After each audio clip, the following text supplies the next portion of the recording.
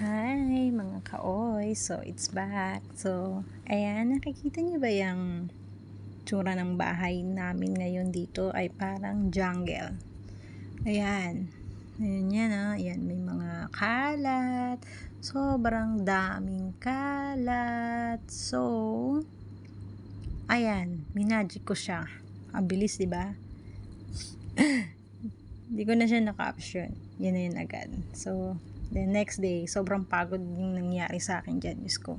Yun yung tralo nilagay na ni Gary. Nung pumasok si Gary. Pero ngayon, walang pasok si Gary. Kaya, may kasama akong maglinis. May katulong ako maglinis. Ayan. Ayun siya. Siya taga-cut. Ako taga-dampot. Taga-lagay sa trala. Alam nyo ba? Hindi uso ang katulong dito. Kaya ganyan ang bahay dito. Malalaki ang bahay nila, pero hindi nila kailangan ng katulong. Kasi pag hindi naman sila nagtrabaho, kaya nilang tapusin yung mga yan. Kasi dito, suportado sila daw ng government kung hindi sila mag-work. Linggo-linggo silang binibigyan ng pera ng gobyerno dito para mabuhay. Kaya yung iba mga Australiano, makikita mo sobrang tataba, tapos walang trabaho. Ganun sila. Pero si Gary kasi sobrang busy sa work, napapabayaan niya yung bahay. Pero sobrang ganda ng bahay. Kung tamang ayos-ayos lang. Ako naman, nag-i-start pa lang naman akong mag-aral kung paano mag-garden. Diba? Kaya po, sa mga nagtatanong, hindi po namin kailangan ng katulong. Napakamahal ng visa kaysa sasahurin ng katulong. Kasi dito kailangan may work visa ka. Ultimo nga ako, kailangan ko may visa ako. Hindi basta-basta. Nakukuha ka na lang, ganun na lang. Siguro pag dyan na kami sa Pinas, kukuha talaga ako ng katulong. So, ayan. Natapos na yan. Tatapusin pa ni Gary yan. Siya na yan, hindi na ako dyan. Kala nyo ako gagawa niyan. Hindi Tamang tulong-tulong lang, pakyut-pakyut lang, tapos tamang mga asar lang tayo. Gunting daw. Hinahanap yung gunting. Sabi ko, anong ganun? Nagiging Pilipino na rin kasi, hindi marunong magsabi. Yung, alam mo tayo, di ba, parang sign language na lang, ganun na lang. Tapos niya na yung tulo. Grabe, ang haba kaya. Yan di ba? Hindi ko pa pinupulot. Sabi ko, break muna tayo, break.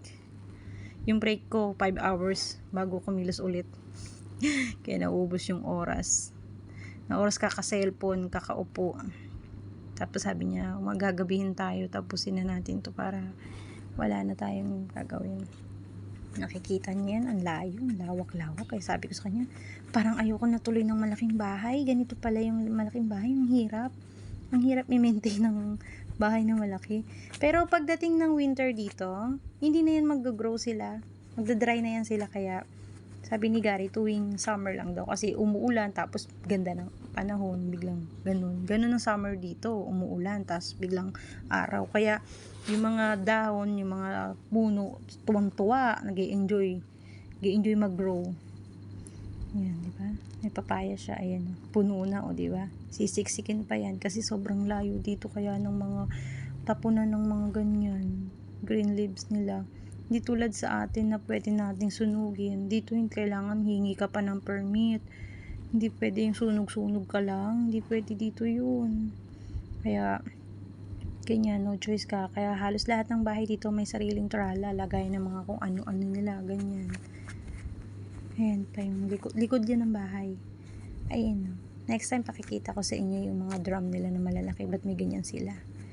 Ayan, natawag ko si Lucy. Yan yung kwarto namin. Bali yung bintana yan. Tatawagin ko si Lucy. Lucy! Lucy! Lucy, Lucy! Asa na si Lucy? Ayan na, lumabas na. Diba? Hello, Miming. Kuti-kuti. Nagigising lang, inaistorbo. Pasok muna ako kasi magbe-break ako. Pagod ako magdampot. Ang init, grabe. Tapos sexy pa na suot ko. Pambihira. Diba? Makalat pa talaga. Kasi nga, wala tinatamad pang magkilos-kilos. Ayun siya, diba? Kinakat pa ni Gary yan. Siya na yan. Di na ako dyan. Tulong-tulong lang. Tulong lang. Yan. alis na kami, niyaya niya na ako na idalhin na namin daw yung trala kasi sobrang overload na siya, puno na siya. So, kailangan na namin siya dalhin kung saan namin siya itatapon. Pinaglalagay niya na yung mga iba dyan. Oh. Kaya sabi ko, sige, tatalik niya muna daw kasi nga, mamaya habang bumabiyahe kami, nagkandalaglag na pala yan. Wala kaming kaalam-alam. Dadaling ko kayo, papakita ko sa inyo kung saan namin yan itatapon. Doon, tinatapon din yung mga kama, yung mga dumpbuster, ano ba yun, yung mga sa ibang bansa na sa mga basura na ako sila pagkain, mga chocolate, dito iba. Hindi ganun dito, walang ganun dito.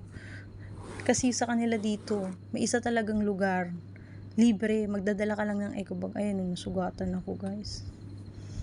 Sipag kasi, diba? Ayan, na-scratch ako ng visit na dahon na yan.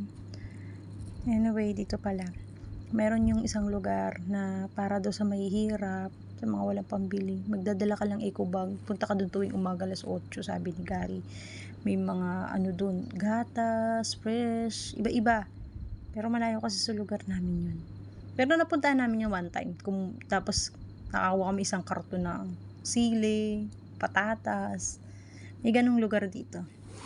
Para doon sa mga poor yun. Ewan ko dito kay Gary. Kasi may mga pagkain. Hindi mo kailangan kunin sa basurahan. Hindi. Dito, kasi dito, pag ayaw mo na, pwede mo nang iwan sa labas ng bahay mo. Dito naman pwede mo i-donate. Ito yung mga tapunan nila ng mga ganyan. Mga kahoy, damo, dahon, sirang appliances, yan, dito yan, ayan, nakikita nyo, dito yan dinadala, hindi yan pwedeng itapon mo na lang sa basurahan, yun na yun, okay na yun, hindi yun ganun. Tapos pati bote dito separated, hindi laging, hindi tulad sa atin na sama-sama lahat, iisa na lang, pag sira na tapon mo na yan, dadamputin na lang yan ang mambabasura, hindi yun ganun. Dito, ibang iba talagang sobrang disiplinado lahat ng tao. Kaya tingnan mo naman, yung kalikasan nila sobrang ganda rin, pollution. Ayan, dyan mo i-donate, pwede ka na kumuha. Yan, magwala kang upuan, yan, do-donate mo dyan. Ang dami pang, sabi ko, naku, malapit lang kami dito, Diyos ko, may sopa na kami. Ayun, mga repo, dadalhin dyan yung mga sirang rep. Sira na yan, siyempre. Hindi na yan, kumagana may mga sopa. Tapos yan, mga kahoy-kahoy yan, side na yan. Eto, yan. Tawag nila John Green. Yung mga ganyan, mga dahon. Yan. Diyan namin yung tatapon. Tapos iwanan na namin. Yun na lang yun. Ganun na yun. Tapos mauwi na kami. Ayan. Buksan nyo yun. Tapos babagsak niya yan. Ilibot ko kayo. Baho kasi dito. Ano ba yun? Mga langaw. Kasi nga basuraan. Parang pinakamalaking basuraan nila to. Ayun yung drum na yan. Di ba sa mga ibang vlogger, sumakit sila doon, nagtitingin sila ng mga kung ano-ano. Kasi dito, hindi kasi ganun dito eh. Iba eh. Yan si Gary. Wala yung gloves. Napakatibay. Lang ako, naka-gloves pa, naka-boots pa. Diba? Napaka-lawak. So, dito na lang tayo. Salamat po sa panonood ninyo. At update ko kayo sa mga nangyayari sa akin, mga bagay-bagay dito na wala sa atin, para nakikita nyo rin kung anong pinagkaiba nila sa pinagkaiba natin. Maraming salamat, bye bye.